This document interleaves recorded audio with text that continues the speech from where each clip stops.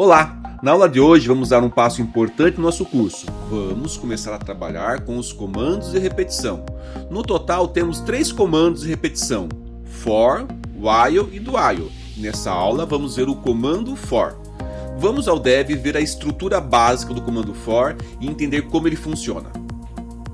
Nesse primeiro exemplo temos um printf na linha 6 e vamos usar o comando for para repetir esse printf algumas vezes.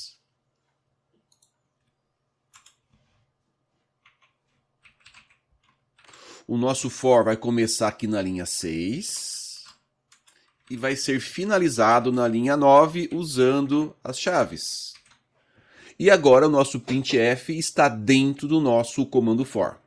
O comando for ele tem 3 partes. E essas partes são separadas por ponto e vírgula.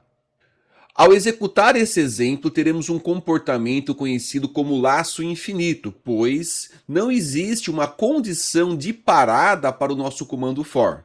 Veja como isso funciona. Nesse momento, o nosso for se repete de forma infinita. Não existe um ponto de parada, gerando esse comportamento ao executar a nossa aplicação. Geralmente, o laço infinito não é desejado dentro das nossas aplicações. Temos que ter um ponto de parada, uma forma de controlar quantas vezes o for será executado, e eu vou mostrar como isso funciona no nosso próximo exemplo. Para controlar a quantidade de repetições de um for, temos que ter uma variável de controle e eu vou construir essa variável na linha 5. Através da variável i, eu vou controlar quantas vezes o for vai repetir. Temos que ter um valor inicial para o i na primeira parte do for. Essa primeira parte do for ela é executada uma única vez e sempre a primeira vez que o for é executado. Na segunda parte do for, vamos colocar o nosso teste. O teste que vai definir quantas vezes o for vai repetir. Enquanto essa condição for verdadeira, o nosso for vai repetir o que estiver dentro dele, nesse caso, nesse exemplo, o printf. O i começa de 0 na primeira parte do for e o for vai repetir enquanto o i for menor do que 10. Por enquanto, ainda temos o comportamento do laço infinito, pois o valor de i sempre é 0. Não se altera dentro da execução desse exemplo, desse exercício.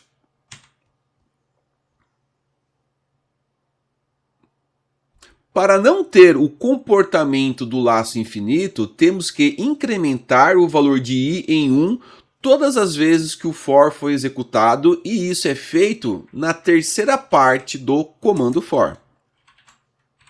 O operador ++ faz com que a variável seja incrementada de 1 todas as vezes que ele for executado. Se o i vale 0, eu faço i++, o i passa a valer 1. Se o i vale 1 e eu faço i++, o i passa a valer 2, 3, 4 e assim sucessivamente. Agora o nosso comando for está completo. O nosso i começa de 0, eu executo enquanto o i for menor do que 10 e incremento o i em 1 todas as vezes que o for executado. Para ficar mais fácil de visualizar essa execução, vou colocar um /n dentro do nosso printf. Nesse exemplo, esse for é executado 10 vezes e imprime "eu gosto de programar" 10 vezes na tela.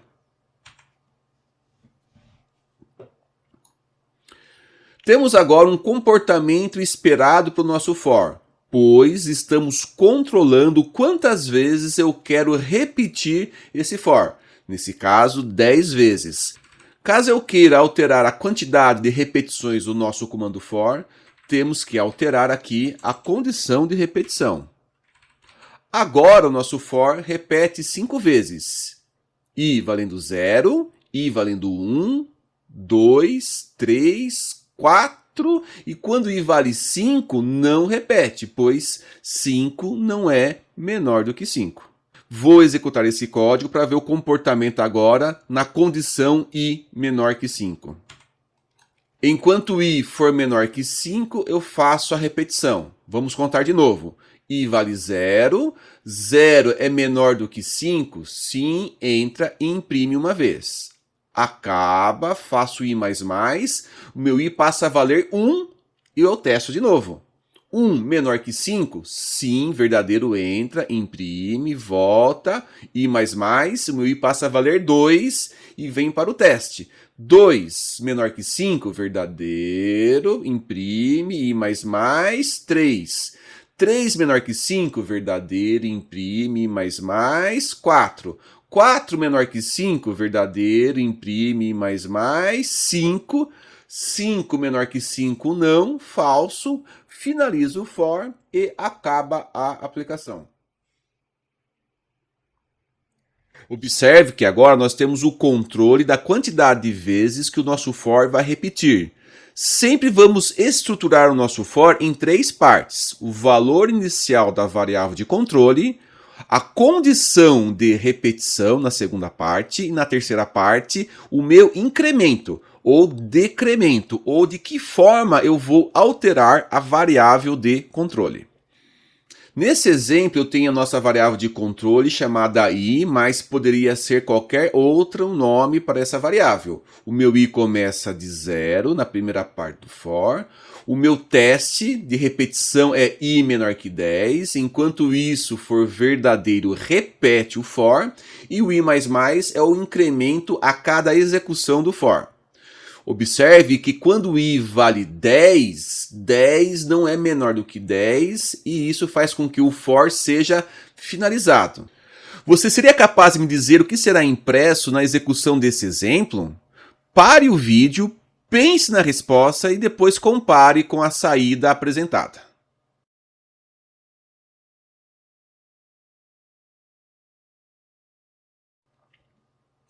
Ao executar esse exemplo, teremos como saída os valores 0, 1, 2, 3, 4, 5, 6, 7, 8, 9, que são os valores de i dentro desse for que foi apresentado aqui nesse exemplo.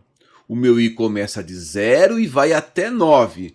10 não foi impresso porque quando i vale 10, 10 não é menor do que 10, não entra no for e finaliza a aplicação. Vou fazer mais uma alteração desse exemplo e me diga o que será impresso na execução desse código. Agora, o valor inicial de i será menos 5. E o meu i vai executar enquanto ele for menor ou igual a 5. Pare o vídeo, pense na resposta e me diga o que será impresso nessa execução. Temos o i começando de menos 5 na primeira parte do for. Eu vou repetir esse for enquanto o meu i for menor ou igual a 5 e vou incrementar o nosso i de 1 em 1 a cada execução do for. Como o nosso i começa de menos 5 é menor ou igual a 5? Sim, verdadeiro, entra no for e imprime o valor de i que começa em menos 5. Na sequência, eu faço i++, de menos 5 passa para menos 4 e testo mais uma vez para ver se vou ou não executar o for mais uma vez.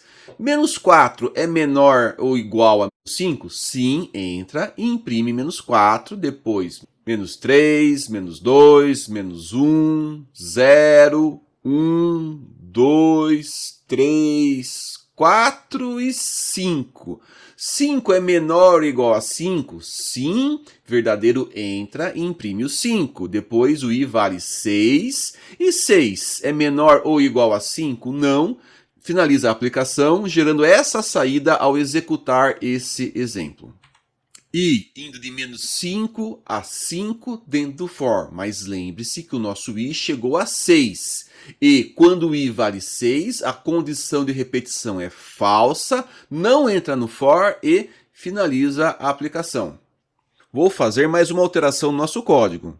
Vou fazer também a mesma pergunta: o que será impresso na execução desse exemplo?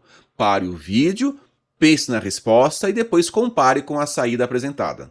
Fiz algumas alterações na estrutura do for. Agora o nosso i começa em 10. O meu teste é: faça o for enquanto o i for menor ou igual a 20.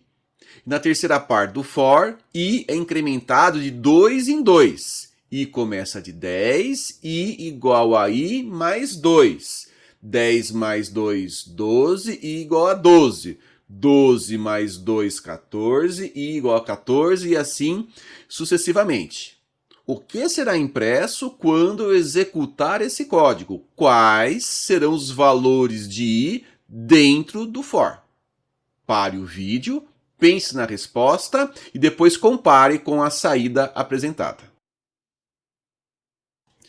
Nesse caso, o nosso i começou de 10 e eu ando o i de 2 em 2 até chegar no 20, pois a condição é i menor ou igual a 20. Então, 10, 12, 14, 16, 18, 20. Quando o i vale 22, 22 não é menor ou igual a 20 e isso finaliza o for e também finaliza a nossa aplicação. Do mesmo jeito que nós podemos incrementar o valor de i, nós também podemos decrementar o valor de i. Veja o próximo exemplo e me diga o que será impresso na execução desse código. Agora o nosso i começa de 10 e o nosso teste é: faça o for enquanto o i for o quê? Maior ou igual a 0. E eu vou decrementar o i de 1 em 1. Do mesmo jeito que existe o i mais mais, no qual eu incremento o valor de i em 1, tem o i menos menos, que eu decremento o valor de i em 1. Isso significa que se o i vale 10 inicialmente, quando eu fizer o i menos menos, ele passa a valer 9. Se o i vale 9, quando eu fizer o i menos menos, passa a valer 8, 7, 6, 5 e assim sucessivamente. Baseado então nessas explicações, o que será impresso ao executar esse exemplo? Teremos os seguintes valores impressos na tela, que são os valores de i, que é a nossa variável de controle. I começando de 10, depois 9, 8, 7, 6, 5, 4, 3, 2, 1, 0. 0 é maior ou igual a 0? Sim, verdadeiro, entra. Depois o i menos menos e o i passa a valer menos 1. Menos 1 é maior ou igual a 0? Não, falso. Finaliza o for e finaliza a aplicação. Vou fazer a última alteração nesse exemplo, no qual o nosso i vai decrementar de 2 em 2. Veja o código e me diga o que será impresso nessa execução. Agora o nosso i é decrementado de 2 em 2. Eu tiro 2 do i a cada execução do for. Como ele começa em 10 e 10 é maior ou igual a 0, entra, imprime 10. Depois o meu i passa a valer 8. Depois 6. Depois 5, 4, 3, 2 e 0. 0 é maior ou igual a 0? Sim, imprime 0. I igual a i menos 2 na sequência. Passa a valer então i menos 2. E menos 2 não é maior ou igual a 0, gerando essa saída. Os valores 10, 8, 6, 4, 2 e 0 foram impressos nesse exemplo do for. Vocês entenderam o comportamento do comando for? Existem diversas formas de configurar o nosso for para que ele repita conforme a nossa necessidade. É só lembrar que o for tem 3 partes. A inicialização, que é a primeira parte da nossa variável de controle, o teste, que é a segunda parte do comando for, e a parte do incremento ou decremento, no qual nós podemos incrementar ou decrementar, aumentar ou diminuir o valor da nossa variável de controle. Vamos agora ao nosso próximo exemplo. Nesse exemplo, eu quero receber a quantidade de vezes que o cálculo do dobro será realizado. E, em função disso, eu vou calcular o dobro essa quantidade de vezes. Temos na linha 10 algumas variáveis. A variável i, que é a nossa variável de controle do comando for, número, dobro e vezes. Na linha 12, estou recebendo a quantidade de vezes que eu quero calcular o dobro de um número digitado. Eu uso essa variável vezes dentro da estrutura do comando for. Temos nesse exemplo a repetição do comando for em função do valor digitado na linha 13. Se eu digito 5, o for repete 5 vezes. Se na linha 13 eu digito 8, o for repete 8 vezes. Se na linha 13 eu digito 15, o for repete 15 vezes. Dentro do for nós recebemos o número, nós calculamos o dobro desse número, e na sequência é impresso o número e o dobro que foi calculado. Tudo isso que está dentro do for é repetido a quantidade de vezes que o usuário desejar. A primeira parte desse exemplo é receber a quantidade de vezes que eu quero repetir o for. Quantas vezes você quer calcular o dobro? Quero calcular 3 vezes. A variável vezes vai valer 3 nessa execução. Aperto Enter, agora já estou dentro do for. Estou recebendo um número, digite o número e isso já está dentro do for. Na sequência eu pego o valor digitado 4, guardo em número, calculo o dobro de 4, 8 e mostro 4 e 8 na tela.